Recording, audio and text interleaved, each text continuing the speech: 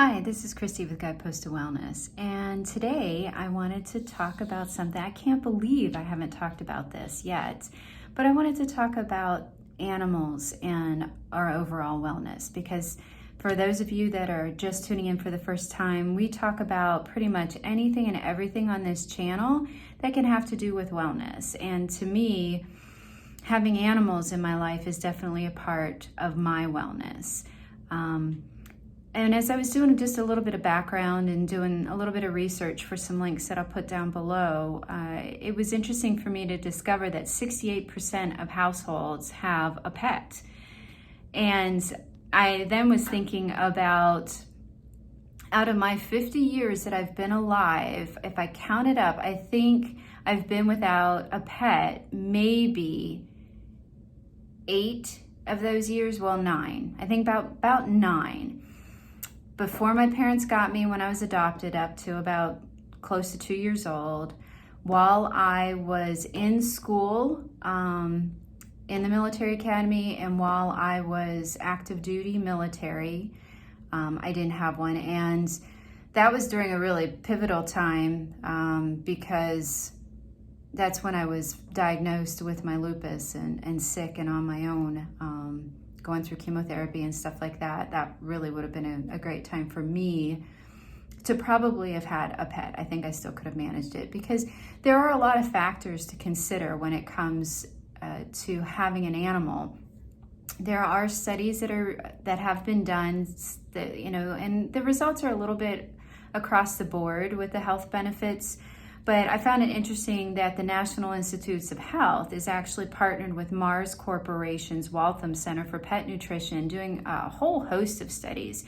Everything from whether or not it's safe to have pets doing therapy in the hospital with cancer patients, which I find very interesting because my uncle has a therapy dog, Noah. Well, wait, nope, now he has Finn.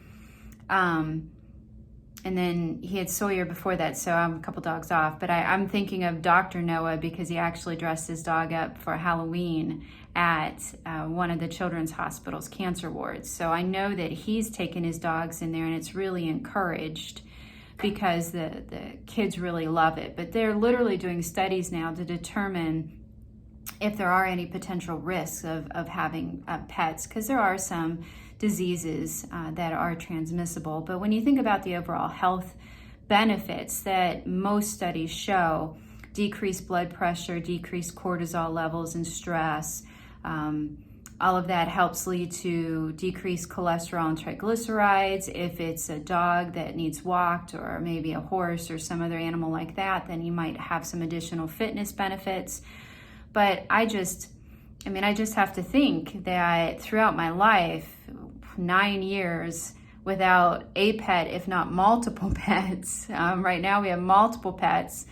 I just can't imagine my life without them, because it really is interesting how in tuned they are to us. And when I was reading about various types of therapy dogs, where you've got service animals that perform, oftentimes they're more of the type that literally do services for folks, whether it's a seeing eye dog or another type of service animal that's been trained to open doors, retrieve things like that, versus a therapy dog that works more for emotional support, for vets, for PTSD.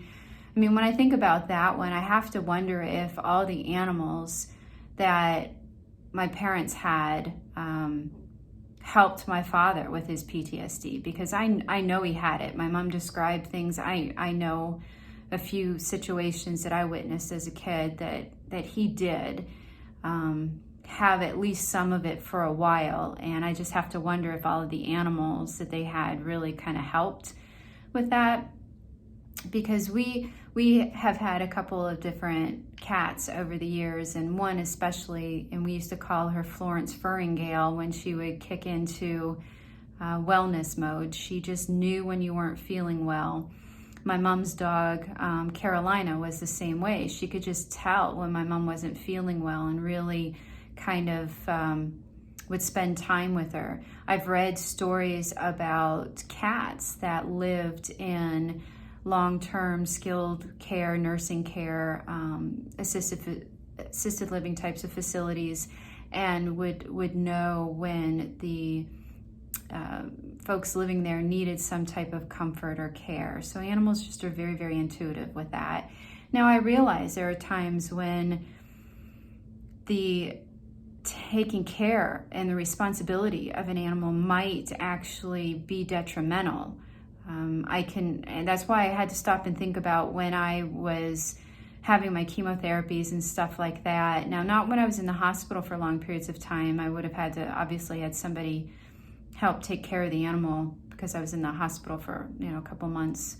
But I know that even as sick as I would have still been able to take care of a low maintenance type of animal. But there were times when my mom, towards the last few years of her life, where she was just too weak and too ill, and she would have to have my uncle take care of Carolina for her, because Carolina didn't need a lot, but she still needed someone to, change her water and feed her and stuff like that, and make sure she had access to go outside. Even just sometimes for my mom walking to the back door and opening it up for Carolina was too much. So, but even in those types of situations, I know that when my mom did move into an assisted living facility, that she gravitated to the folks that still had small pets and small dogs.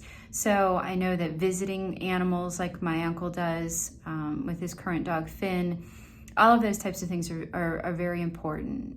Now, I've met folks that have never had an animal or a pet in their life, and I can't imagine it. I've met folks that have had an animal, and then the loss of that animal was so heartbreaking they decided not to have another one. And I can appreciate that. I've lost many furry friends over the years, and we have 4 siblings that are all the same age, and that's not a fun thing to think about as they get older as well. But for the heartache of that time of loss, to me, the joys of having them and laughing with them and the unconditional love that they give you. I mean, just this morning, talk about a way to start your day. Now, granted, maybe if I didn't have good balance, it might be a problem, but I'm literally getting ready for work. And my cat Rosie comes in and she wants attention. And when she's not the center of attention in the mornings, especially, she will nibble at your toes. So I'm standing in the bathroom trying to brush my hair and going, ouch, stop, Rosie, stop. But laughing because she's not biting hard, and your toes, it's ticklish too. So it's just her way of showing, affection and love and just the little routines and the little quirks that they have. So I challenge anyone out there that has never had a pet to spend some time with animals at least, and see if that might be a good addition to your life. There's all different types of animals. Some are much lower maintenance than others, and honestly spend time with them. Maybe go to a shelter and volunteer or meet some animals and just see, because the health benefits, I do believe the studies are going to show that there are significant health benefits, and more studies will show that. And if you are able to take care of yourself, but you're looking for some additional companionship and just the unconditional love, or if you find yourself watching the antics or cat videos or kitten videos or something like that while you are down and you watch those for enjoyment, imagine having that in your own life. So I definitely encourage everybody to spend time with animals in one way, shape, or form or another, even if it's just to watch the videos and enjoy them like that remotely. But if getting a pet or something is something that you are considering, I would definitely look into it. And there are lots of animals out there that need to be adopted, and the love that they can provide is just amazing. And I think that the health benefits are definitely there too. So I enjoy your comments and your feedback. I'd love to hear what you have to say about pets and your health, and if you've ever had a furringale in your life or been through a time where an animal's really helped you out, I'd love to hear about it. Take care, everyone. Be well.